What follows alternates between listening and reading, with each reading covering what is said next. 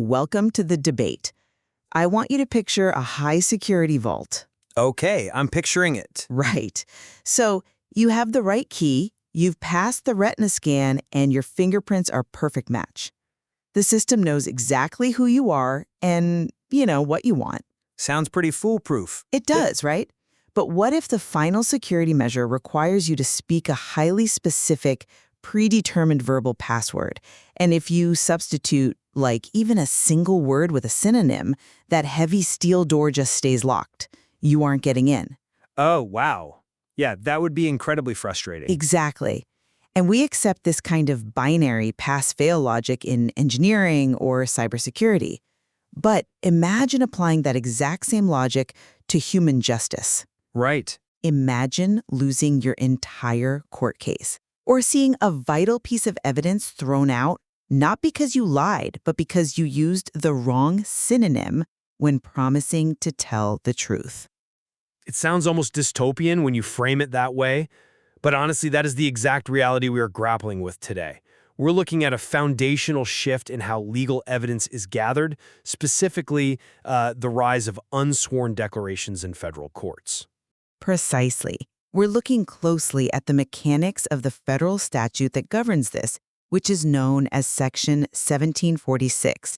Essentially, this law allows people to make legally binding statements without having to track down a notary public. Which is a huge time saver. It is. You just do it by signing a specific text. But the central question we are debating today is, well, just how strictly must courts enforce the exact language required for these declarations? Right, that's the core of it. Must a legal declaration rigidly invoke the precise statutory phrase under penalty of perjury to be valid? Or, as I know you'll argue, should courts adopt a functional, substantial compliance approach to, ensure justice remains accessible? Yeah, I definitely take the position that a functional approach is better here. One that evaluates whether the person signing actually understood the legal consequences of lying. I think that best serves the underlying intent of the law. So focusing on the intent rather than the exact wording. Exactly. Because the justice system should be evaluating the truth, not penalizing people for missing magic words. And I will be arguing the opposite. I believe that strict adherence to the exact statutory language is an absolute necessity. It's the only way to reliably trigger federal perjury statutes and protect the entire judicial system. Well, we certainly have some fascinating source material to draw from for this. We really do. We're pulling this debate from some incredibly nuanced cases, including the recent federal ruling in the Trepanada labor dispute case, the mechanics of federal perjury laws, and some major state-level legislative modernizations. It's a great cross-section of law, honestly, because it touches on everyday people trying to navigate a highly rigid system. Right. So let's lay the foundation for why this matters so much. Historically, if you wanted to submit a sworn statement or an affidavit to a federal court, you couldn't just write it down and mail it in. No, you had to jump through a lot of hoops. Exactly. You had to physically stand before a notary public, present your identification, raise your right hand, swear a formal oath, and then get that piece of paper physically stamped. Section 1746 bypassed that entirely, offering a massive procedural convenience. It essentially says you don't need the notary, provided you sign a statement under penalty of perjury. Yes, but here is my core premise. That massive convenience requires an uncompromising trade-off. The trade-off being the exact phrasing, in your view. Exactly. Federal perjury is a remarkably severe crime under Titles 18 U.S.C., Sections 1621 and 1623. To secure a conviction, a prosecutor has to prove a willful or knowing false statement about a material matter. Right, the mens rea requirement. Yes, and without the specific word perjury appearing on the page, the court cannot guarantee the declarant actually understood the specific legal peril they were placing themselves in. If we dilute that language, we threaten the foundation of evidentiary integrity. How so? Well, we invite a system where people can lie on court documents and later claim, completely plausibly, that they just didn't understand the severity of their actions. I understand the desire for that kind of clean, procedural certainty. I really do. But I come at this from a very different direction. The law is meant to be a practical tool for resolving human disputes. It shouldn't be a trap for the unsophisticated. But it's not a trap, it's a standard. But when Congress drafted Section 1746, they actually built flexibility directly into the text. They explicitly permitted declarations to be made in, and this is a direct quote, substantially the following form. They knew people weren't robots. But substantially the following form has limits. It doesn't mean you can just say whatever you want. It does have limits, sure, but let's look at how that plays out in reality. The Trapaga case is the perfect illustration of why this flexibility matters. The labor dispute case. Right. This was a labor dispute involving Spanish-speaking factory workers. They submitted statements drafted by their counsel using translated layperson phrases. Instead of the exact English legal term perjury, the translations used phrases like under penalty of the law for telling the truth. Which is a significant deviation from the statute. Visually, maybe. But functionally speaking, that phrase demonstrates an absolute awareness of adverse legal consequences for lying.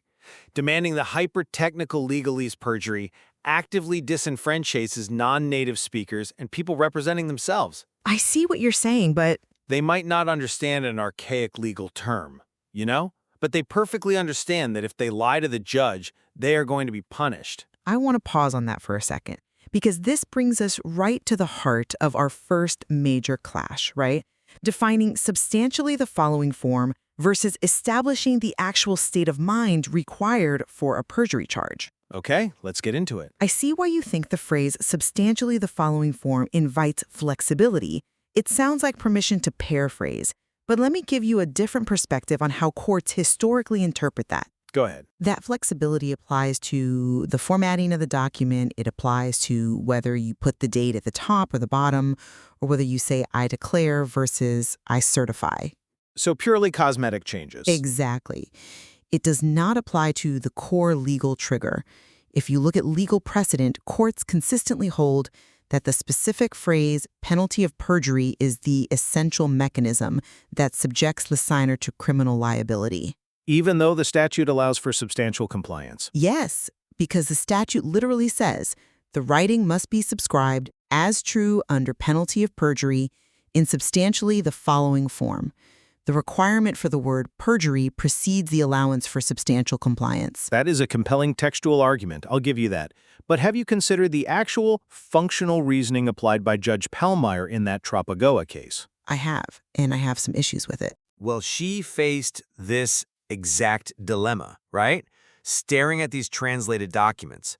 The workers didn't use the word perjury. They used penalty of the law requiring everyone to tell the truth. Which, again, is vague. But the judge did not just blindly throw the documents out because they lacked a magic word. She did a deeply functional analysis. She asked the critical question, does this language suggest the signers were aware that by putting their name on this paper, they would be subject to penalties for lying? And she decided they were. She ruled that yes, it does. They grasped the core concept. To me, that is the very definition of substantial compliance. It achieves the exact same psychological and legal effect as the word perjury without demanding a law degree from the signer. I'm sorry, but I'm just not convinced by that line of reasoning. Really? Why not? Because it drastically underestimates the burden of a federal perjury prosecution.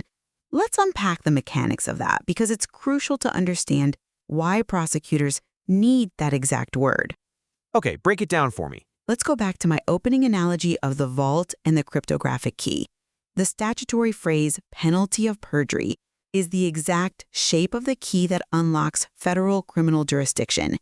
If a person uses a vague phrase like under penalty of the law, how can a prosecutor ever prove the specific willful intent required to secure a conviction? Well, they signed a document acknowledging the law requires the truth. I mean, that shows intent, doesn't it? Not to a criminal standard. Federal perjury prosecutions are notoriously difficult to win for a very specific reason. They operate under something called the two-witness rule.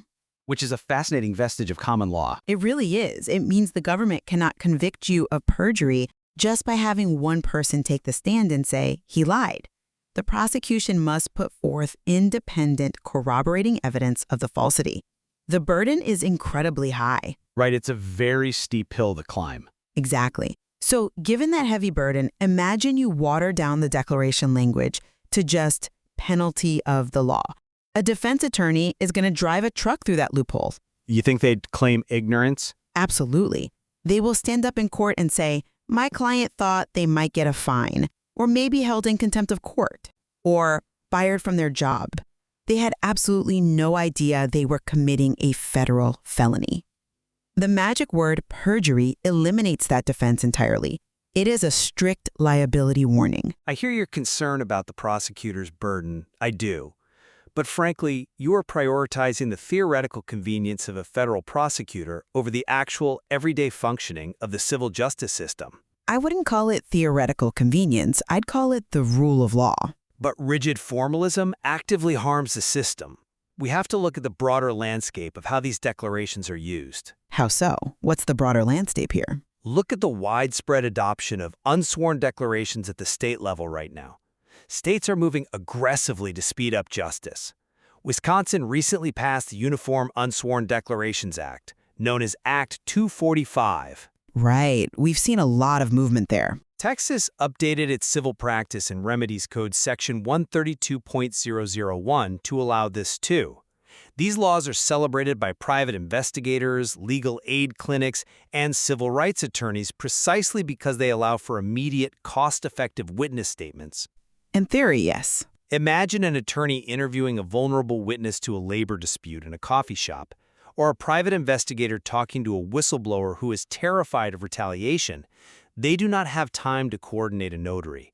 They need to lock in that truthful testimony immediately. I agree the speed is a benefit. Right, and by insisting on a hyper-technical reading of the federal statute, you are gatekeeping the court. You are telling people that their truthful, vital testimony simply doesn't count because of a drafting technicality. Okay, but flexibility cannot be allowed to devolve into sloppiness. And frankly, the Trapaga case that you're championing, it actually proves my point about the dangers of a functional approach. How does it prove your point? The judge accepted the functional language. She accepted some of it, yes. Judge Pallmeyer accepted a few of the affidavits that used the law for telling the truth language. But in that very same case, she had to strike down multiple other affidavits from the plaintiffs because they simply said under penalties of the law. Well, she drew a line. But she explicitly ruled that phrase was too vague to suggest the affiants knew they were signing under penalty of perjury. And it gets worse. She had to strike down several translated documents because the plaintiff's counsel had haphazardly cut and pasted the translator's certificates from one document to another. Yeah, the lawyering there was definitely messy. In one instance, a plaintiff's affidavit actually had another person's name cut and pasted into the signature block. This is what happens when we abandon bright-line rules. When we say close enough is good enough, we open the door to evidentiary chaos. I think you're conflating two different things there. The bright-line rule forces attorneys to be precise, and precision is what keeps the system functioning. Wait, I want to pause on that for a second. I agree that the lawyering in Trapaga was sloppy. The judge herself called it inexplicably careless. But you're conflating bad lawyering with the underlying philosophy of the statute. I think they are inextricably linked, honestly. When the standard is loose, the work gets sloppy. I totally disagree. Is the justice system so fragile that it cannot recognize a legally binding promise just because a non-English speaker used a colloquial translation? It's not about fragility. It's about certainty. But think about how we handle intent in other areas of life, like traffic laws. Imagine a driver in a foreign country approaches a red octagon that says halt instead of stop. Okay. That driver clearly understands the traffic rule. They understand the mechanism of the intersection, the danger of proceeding, and the legal requirement to cease forward momentum. Now, if a police officer pulls them over and penalizes them purely for not knowing the exact English vocabulary word stop, that entirely misses the point of the law. That is a clever analogy, I'll admit. Thank you. The law is there to prevent car crashes, just as Section 1746 is there to ensure truthfulness. And it applies perfectly to Judge Pallmeyer's approach. By distinguishing between law for telling the truth, which clearly shows intent, and penalties of the law, which she deemed too vague. She demonstrated that judges are perfectly capable of applying a nuanced, functional test. So you're saying judges can act as a filter? Exactly. They can weed out the chaos without throwing out valid testimony from marginalized people. I appreciate the traffic sign analogy, but I would frame the stakes very differently. How so? Well, a traffic sign is a universal visual symbol designed to trigger a split-second physical reaction to prevent immediate physical harm. An affidavit is a formal legal document designed to establish empirical facts in a court of law, facts which could result in the permanent deprivation of property or liberty. The stakes are definitely higher. The stakes are entirely different, which is exactly why the mechanism of verification must be completely unambiguous. But let's transition this into the modern era, because the way we verify these documents is changing rapidly. Oh, definitely. I'm curious how your functional intent-based approach holds up when we introduce modern electronic signatures into the equation. Well, this is exactly where the functional approach really shines, and frankly, where your strict formalism starts to look incredibly outdated. We don't need to rely on archaic phrasing anymore because modern technology gives us a level of certainty that ink on paper never could. You're talking about platforms like DocuSign? Let's look at electronic signature platforms like DocuSign, yeah. They are huge now, and these platforms provide flawless, tamper-evident audit trails. We aren't just talking about a digital image of a signature. Right, it's a lot more data than that. These trails show the exact IP address of the device used, they show the geolocation, they detail the authentication method used to access the document, and provide exact, cryptographically secure timestamps of when a document was opened, reviewed, and signed. They capture a tremendous amount of metadata, yes. Right. And courts are relying on this metadata heavily. Look at a case like I.O. Moonwalkers. In that case, a CEO tried to claim he never signed a merchant services agreement. He basically said, "That wasn't my signature." A pretty common defense, actually. Extremely common. But the court didn't need to engage in a deeply philosophical debate about his state of mind or search for magic words. They just looked at the DocuSign audit trail. The trail proved definitively that someone with his specific email access and IP address reviewed and signed the contract. So the tech solved the dispute. Completely. The court ruled he ratified it. We saw the exact same thing in the Allianz Credit Union case, where a defendant's claim of forgery on an auto loan was instantly defeated by the sheer technological weight of the digital authentication process. Okay, but how does that replace the need for the perjury warning? My point is this. This technological certainty, knowing exactly who signed, what they signed, and when, far outweighs the need for someone to recite a hyper-specific magic word from a 20th century statute. Well, I readily accept the technological power of audit trails. I mean, I am not anti-technology, and I agree those systems provide excellent security. But I think you are fundamentally confusing two entirely different legal concepts here. Confusing them how? You are conflating the verification of a physical action with the establishment of a legal state of mind. How are those different in this context? If they clicked sign, they intended to sign. Because an IP address and a timestamp can prove with absolute cryptographic certainty that a specific human being clicked a button on a glowing screen. I concede that entirely. But without reading the specific words, penalty of perjury, how can any algorithm prove that the user understood they were submitting themselves to a federal felony charge? Well, because the software system prompts them to review the entire document before they can click the final sign button. If the document lays out the consequences, the audit trail proves they had the opportunity to read those consequences. Having the opportunity to read a document and actually internalizing the legal peril of a sworn oath are not the same thing at all. I think you're splitting hairs. Not at all. People click accept terms and conditions a dozen times a day without reading a single word. And the courts agree with me on this distinction. Let's look at the Thomas versus credit management case. Okay, the Fair Debt Collection case. Yes, exactly. The plaintiff submitted an affidavit from her sister that was executed via DocuSign. The court looked at it and explicitly acknowledged that the DocuSign audit trail proved exactly when the declaration was signed. The technology worked perfectly. It did its job. It did, but the court still ruled the document completely inadmissible. Because of the phrasing, right? Exactly, because it lacked the specific penalty of perjury language. The technology could not cure the statutory defect. An audit trail can prove you were at your computer at 2 p.m., but it cannot prove you felt the psychological weight of a legal oath. That feels incredibly rigid, though. It's the standard. Furthermore, we see local court rules pushing back on this, like in the bankruptcy case we reviewed, where the judge explicitly penalized counsel for using software-generated electronic signatures for court filings, insisting on original wet signatures. Well, wait, I have to push back hard on that bankruptcy example. Why? It shows judicial skepticism of the tech. Because that specific judge's ruling is widely considered by many legal tech scholars to be a complete outlier. It's an example of a judge clinging to paper out of habit rather than sound legal reasoning. In fact, in that ruling, the judge suggested electronic signatures are more easily forged than wet signatures. Which is debatable.